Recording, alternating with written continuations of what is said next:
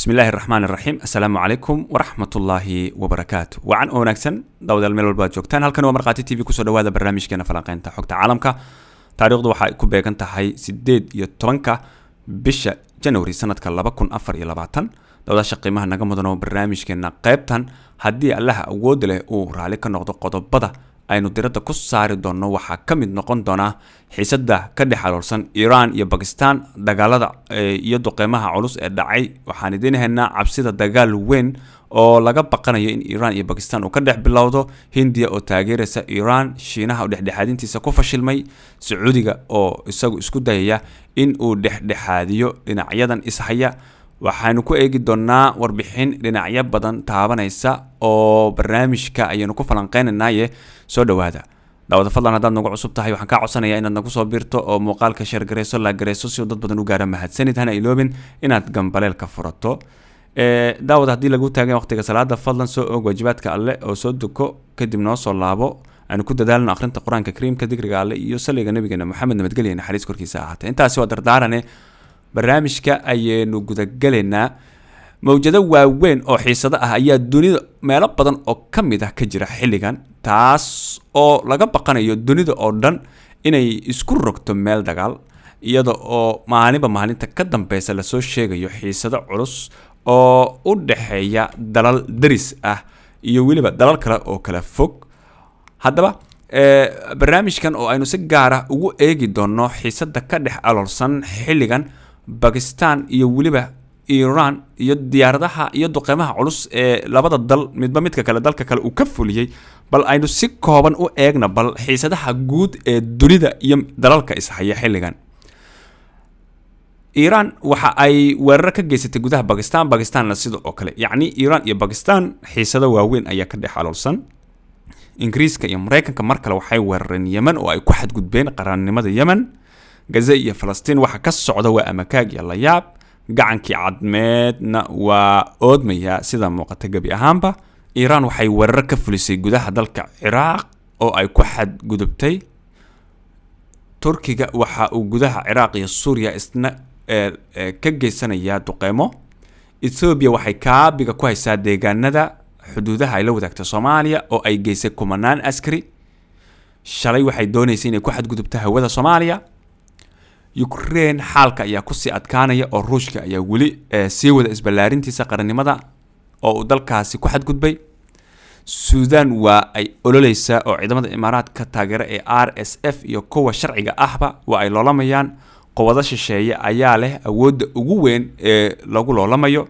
yacni dunida oo dhan ayaa sidaasi ku sii socota dhinaca Azerbaijan iyo waliba Armenia dagaal kale ayaa laga baqayaa xaalad weyn ayaa adduunka oo dhan ka taagan marka waxa la leeyahay sanadka 2024 waxa uu noqon doonaa sanad yaab leh oo dagaalo badan dunida ay ka dhacaan hadii aan isbedel degdeg ah aysan imaan markaan u soo laabto barnaamijkeena iyo xiisada ka dhaxaysa Iran iyo waliba sidoo kale Pakistan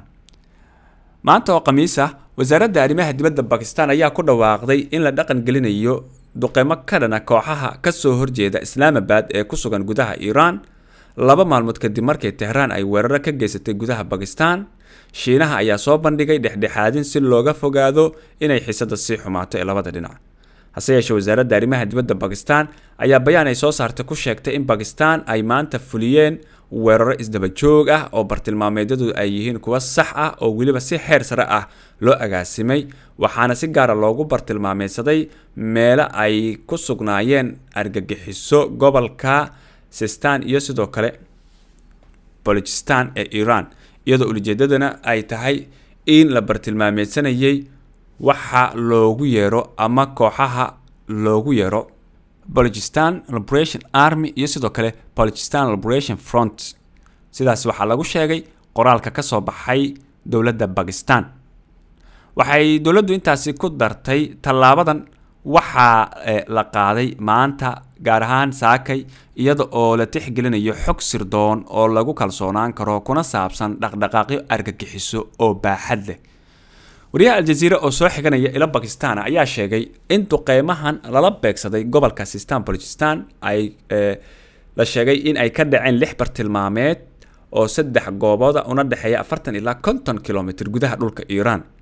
war ka soo baxay wasaaradda arrimaha dibadda Pakistan ayaa lagu sheegay in tiro argagixiso ah lagu dilay howlgalkaas oo ahaa mid sirdoon oo la helay.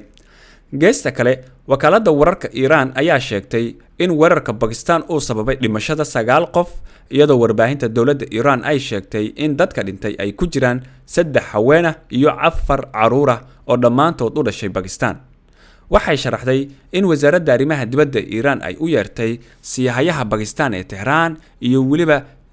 in ay sharaxaad uga bixiso weerarka. telefishinka Iran ayaa soo xigtay ila xog ogaal ah isaga oo leh waxaan cambaareynaa weerarka Pakistan, waxaan dalbanaynaa caddeyn degdeg ah oo ku saabsan dhacdadan. wasaaradda arrimaha dibadda Pakistan ayaa sheegtay in ra'iisul wasaaraha kumeel gaarka ah ee Anwar Haq Kakar uu soo gaabin doono booqashadiisa Davos si uu uga qayb galo shirka dhaqaalaha adduunka sababo la xiriira howlgaladan iyo waxa hadda soconaya. waxay ku nuxnuxsatay in Islamabad ay si buuxda u ixtiraamayso madax bannaanida iyo wadajirka dhuleed ee Jamhuuriyadda Islaamiga ah ee Iran, waxayna sii wadataa ujeedka kaliya ee ficilka maanta inuu yahay mid lagu raadinayo ilaalinta amniga Pakistan iyo danaha qaranka, kuwaas oo aad muhiim u ah oo aan la carqaladeyn karin. iyada oo ay xiisadda taagan tahay ayaa Shiinaha waxa uu soo bandhigay inay dhexdhexaadiyaan Pakistan iyo Iran. afayeen u hadlay wasaaradda arrimaha dibadda Shiinaha laguna magacaabo Mao Ning ayaa shir jaraa'id oo ay si joogto ah u qabatay ku sheegtay dhinaca Shiinuhu waxay si dhaba u rajeynayaan in labada dhinac ay isdejiyaan, isxakameeyaan iyo sidoo kale inay iska ilaaliyaan xiisadaha sii xumaanaya. afayeenka sidoo kale waxa uu intaasi ku daray waxaan diyaar u nahay inaan ciyaarno door wax ku ool ah oo lagu dhimayo fiditaanka haddii labada dhinac ay rabaan inay sidaasi sameeyaan. Pakistan waxa ay soo saartay digniin culus oo ku socota Iran oo ku saabsan in tani ay cawaaqib xumo ka dhalan doonto kadib markii Tehran ay ku dhawaaqday in lagu bartilmaameedsaday gantaalada iyo diyaaradaha aan duuliyaha lahayn. waxa ay sheegtay in ay ahaayeen xaruntii kooxda ciidanka cadaaladda xoogagga hubeysan ee dhulka Pakistan. duqeymaha Iran ee gudaha Pakistan ayaa sababay burburka 2 saldhig oo ay isticmaalayeen kooxda ciidanka cadaaladda sida ay sheegtay wakaaladda wararka Iran ee Tasnim News Agency, halka afayeenka wasaaradda arrimaha dibadda Pakistan Mumtaz Zahra Baloch ay sheegtay in weerarka uu horseeday dhimashada 2 caruur ah oo aan waxba galabsan iyo dhaawac 3 hablood. kooxda ciidanka cadaaladda ayaa ku dhawaaqay waxa ay horay mas'uul uga ahayd dhowr weerar oo ka dhacay koonfur bari Iran. Mareykanka iyo Iran labaduba waxay kooxdani u kala saareen urur argagixiso. Islamabad ayaa u yeertay safiirkeeda Iran shalayto Arbaca ahayd, waxaana tani ay muujinaysaa xiriirka u dhexeeya Pakistan iyo Iran markan in uu marqaati ka noqonayo xiisad hor leh kadib duqeymaha labadan dowladood midba midka kale uu ka dhex fuliyay.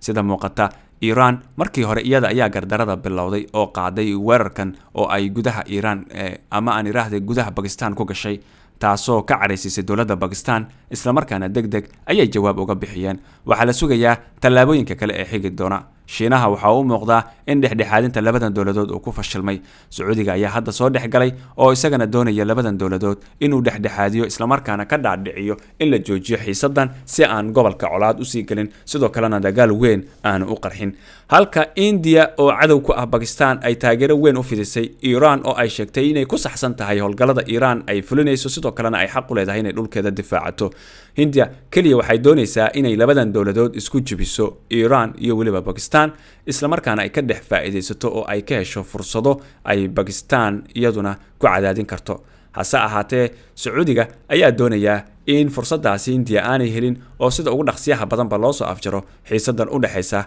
Iran iyo Pakistan.